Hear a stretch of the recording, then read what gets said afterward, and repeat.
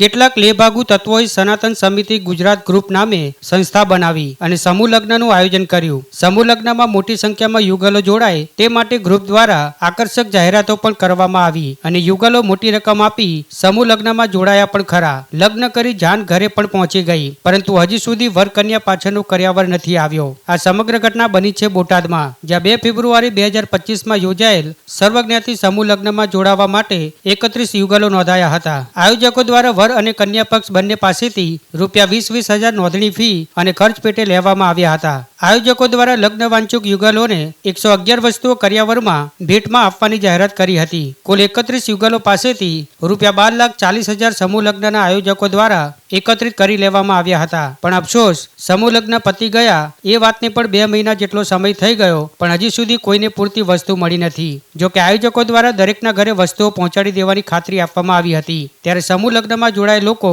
છેતરાયા હોવાનો અનુભવ કરી રહ્યા છે.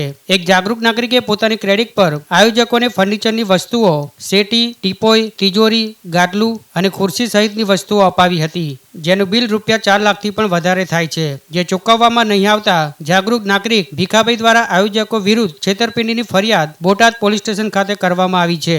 સાથે જ આયોજકો દ્વારા મંડપ, લાઇટ ડેકોરેશન, નાસ્તો, કરિયાણું સહિત અનેક લોકોને નાણાં ચૂકવવામાં આવ્યા નથી તેવી માહિતી પણ સામે આવી છે.